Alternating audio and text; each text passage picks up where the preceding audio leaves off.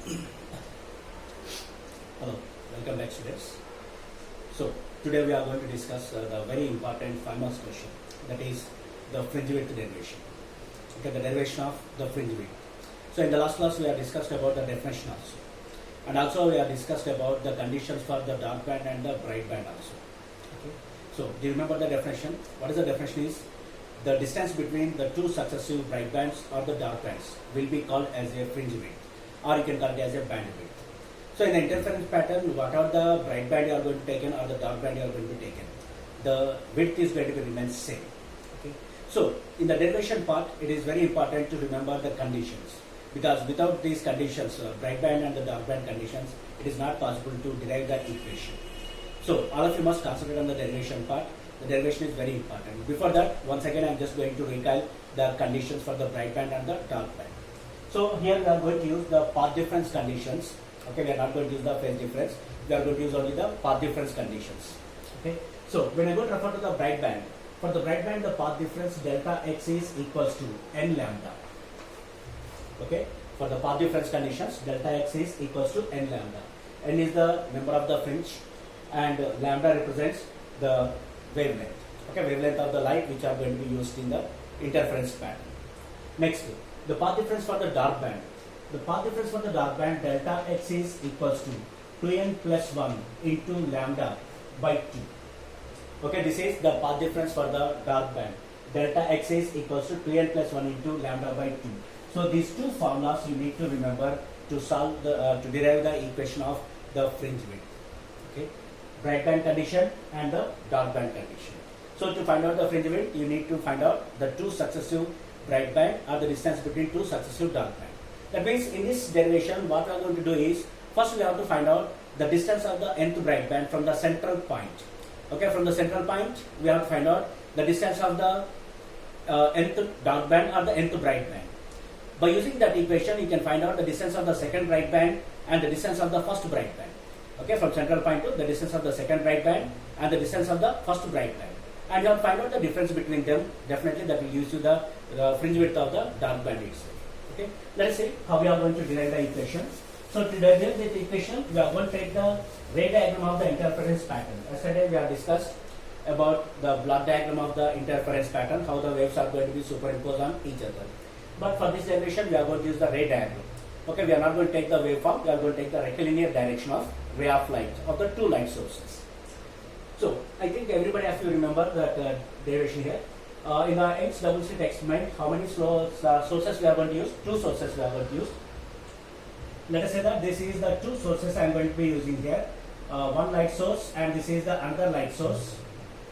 Okay, this is the S1 you are saying, and this is S2. Okay, S1 and S2. These are the two light sources are there, and when you are going to see from here, you are going to find out the two light sources, and these two light sources are going to be illuminated by the same light source. That's why they will be act as a coherent light sources. Okay. Now, these are the two light sources. Now, the distance between the two slits can be represented by small d. Also, must concentrate on the terms. The terms are very important.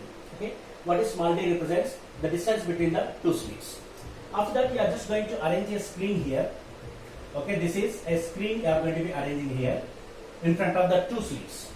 Okay, in front of the two slits, you are going to arrange the screen. And let us take the center point of the screen. How can you take the center point? The center point will be taken from the center of the two slits. So from the center of the two slits to the screen you are going to be taking, this is the point O you can represent. This is the center point of the screen. So in the last class we have already discussed that always at the central point, which type of band we are going to obtain? The bright band we are going to be obtained. And whatever the bright band is there at the central one, it is called the zero bright band. Okay, it should not be called with the number. Okay, this is the bright band you are going to be having here. And this is the distance between them. Now, the distance of the screen from the slits, let us say that this distance can be represented by capital D. Okay, what is this capital D represents? Capital D represents the distance between the slits and the screen. This is the capital D. Now, in this way, what happened? The diagram we are going to take it. Now, what happens here when these two slits are going to be illuminated? The light coming from these two light waves are going to be superimposed on each other. On the screen, they are going to produce the spectrum in which you are going to have the bright bands and the dark bands.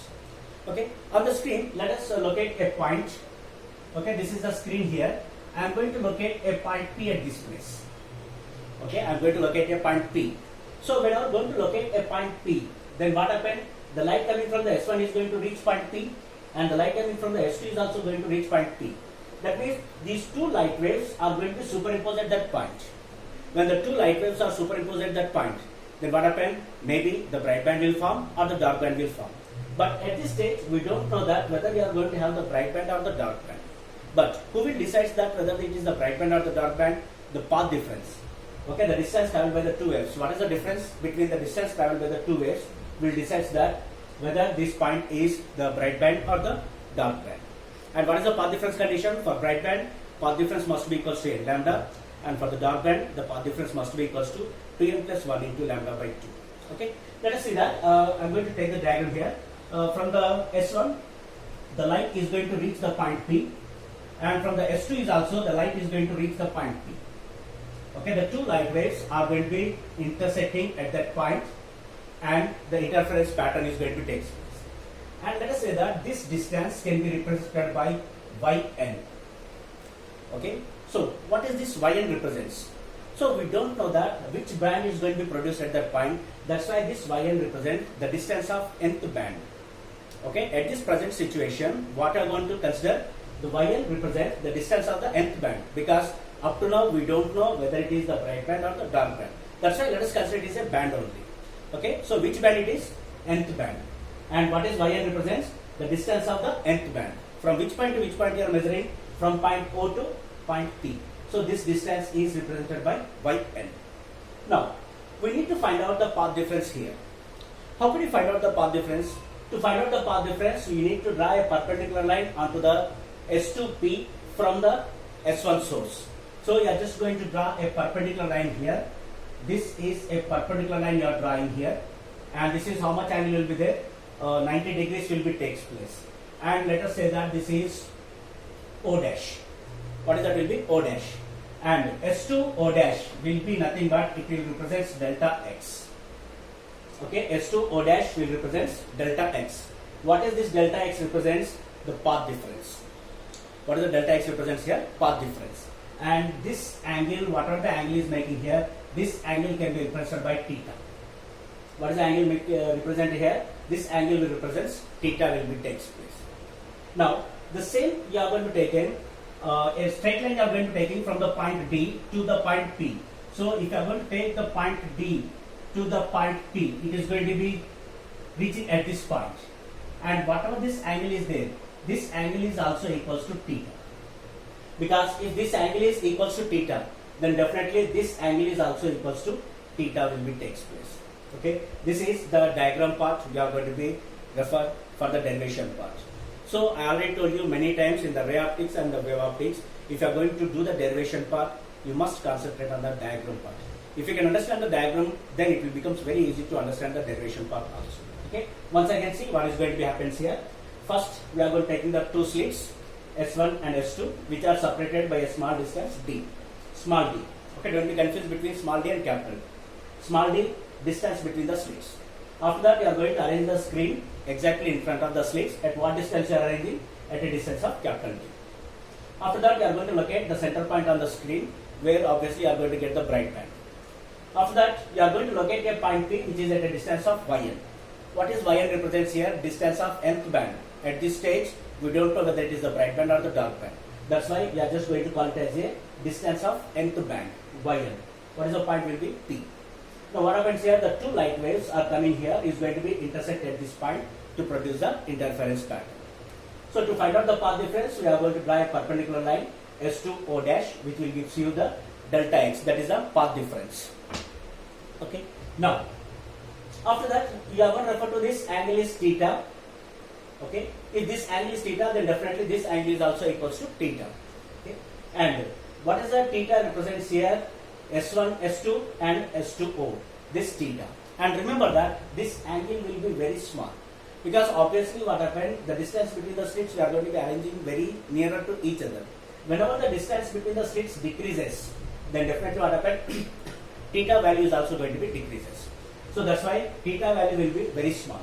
Here if the theta value is very small, definitely At this point also theta value will be very small, because when you are going to measure the fringe width, it will be in sometimes it will be in millimeters, or sometimes it will be in centimeters. If the fringe width is in centimeters, then definitely what happens, the theta value will be very small, will be taken. Okay, this is the diagram part you are going to be having here. Now going for the derivation. So first what I am going to take is, I am going to take the triangle S1 S2 O dash. Okay, I am going to take the triangle S1 S2 O dash. From the triangle S1 S2 O dash. Okay, I am going to write down sin theta is equals to. So sin theta is equals to. When you are going to write down sin theta is equals to, what is sin theta means? Opposite by hypotenuse. Theta is here. What is opposite means? Delta x, and it is d. That means sin theta is equals to what we can write? Delta x by small d. Delta x by small d. Now, in case if theta is very small, okay, in the case theta is very small, then what happens? Sin theta is approximately equals to theta. Okay, sin theta is approximately equals to theta.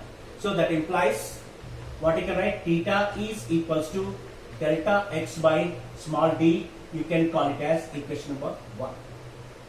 Okay, why you are going to write down theta here? Because if theta is very small, then sin theta is equals to theta. At the same time, tan theta is also equals to theta. Okay, what are the terms represents here? Theta, you can call it as a angular fringe width. This is called the linear fringe width. What is yn represents? Linear fringe width. And what is theta? Theta represents the angle made by this point P at this point. That means this theta will represent the angular fringe width. Okay, remember this term. Theta represents angular fringe width and yn represents linear fringe. Okay, so these are the angular fringe width means this is the angular fringe width of the nth band. Okay, angular width of the nth band you are going to be considering, and this is the distance of the nth band itself. Okay, now theta is equals to delta x by small d. You can call it as equation number 1. Okay, next step I am going to take the triangle OPD. Okay, we are going to take the triangle OPD. So in the triangle OPD, okay, in the triangle OP, let us say that this will be the point you can take as S. The center point will be taken as S, and this is small d you are taking. This point will be considered as S itself. Now, the triangle what you are going to take? You are going to take the triangle, okay, triangle SPO. From the triangle SPO. From the triangle SPO. This time I am going to write down tan theta is equals to. Tan theta is equals to. What is the tan theta is equals to? Opposite by adjacent. Opposite means for this triangle, opposite means what is the yn, and what is the adjacent means this distance. What is this distance will be equals to? Capital D. That means tan theta is equals to what you can write? Yn by capital D. Tan theta is equals to yn by capital D. Now just how we have discussed that if theta is very small, on that condition sin theta is equals to theta and tan theta is also equals to theta. That means this tan theta is yn by d. That implies what you can write? Theta n. That is theta is equals to. Okay, theta is equals to what you can write? Yn by capital D. You can call it as the equation number 2. Okay, now we are going to find out that the angular distance, okay, the angular width of the nth band, okay, the angular width of the nth band, theta is equals to yn by capital D. And first equation represents theta is equals to delta x by small d. So when you are going to refer to this first and second equations, what you are going to observe? Both are represent same.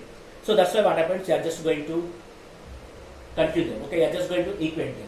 So from the first and second equations, okay, from the first and second equations, what you can write? That can be written as theta means what you can write? Yn by capital D is equals to, that is delta x by small d. From this I am going to write down that implies yn is equals to, what is yn represents? The distance of nth band. Yn is equals to, it becomes delta x into capital D by small d. This is the formula which is very, very important. Always remember, whenever we are going to derive the equation, if I am going to take a box and try to remember that formula, which is very important for to solve the problems even in the competitive part also. So you must remember this formula. Yn is equals to delta x into capital D by small d. What is this yn represents? This yn represents the distance of nth band. Up to now, we don't know whether it is the bright band or the dark band. Who will decide that it is the bright band or the dark band? This path difference will decide that whether this point you are going to get the bright band or the dark band. So that's why at this stage, what is Yn represents? The distance of the nth band it will be represents. Okay, let us refer to the terms here. Yn, distance of the nth band, delta x, path difference, capital D, distance of the screen, small d, distance between the slits. Okay, now what we are going to discuss? Definition. What is the fringe width definition we have discussed? The distance between two successive bright bands or the two successive dark bands will be called as a fringe width. That means if you want to find out the fringe width, first we have to find out the distance of the nth band. Okay, bright band you can take. Okay, let us you can take the bright band, because if you are going to use the bright band also, you are going to derive the equation, or if you are going to use the dark band also, you are going to derive the equation. The same answer you are going to get, but by using the bright band, the derivation will be very simple. If you are going to use the dark band, the derivation will become a little bit complicated, but that's why we are going to use the bright band only. Okay, if you want to write down the distance of the nth bright band, okay, the distance of nth bright band, that means at the place of path difference delta x, what you have to take? N lambda we have to take. So that's why that implies what happens here, the distance of the nth band, nth which band you are taking? Bright band. Okay, the distance of the nth bright band, Yn is equals to, at the place of delta x, what you can write? Path difference condition you can write. For the bright band, what is the condition here? Lambda into it is n lambda. So it is n lambda into what is the capital D by small d. Okay, let us write down here down only. So here we are going to write down the distance of the nth bright band. Delta x means what you can write? N lambda into capital D by small d. And you can call it as the equation number 3. This equation will represent the distance of the nth bright band. If you want to write down the condition for the distance of the nth dark band, at the place of delta x, what you can write? 2n plus 1 into lambda by 2 you have to write. Then what happened? 2n plus 1 into lambda into capital D by 2 into small d. That will becomes the distance of the nth dark band. But here it will represents the distance of the nth bright band. Once you know the distance of the nth bright band, then what you have to find out? You have to find out the distance of the second bright band and the distance of the first bright band. Find out the difference between them. That will give you the fringe width. Or you can find out the distance of the fourth bright band and the distance of the third bright band. Find out the difference between them.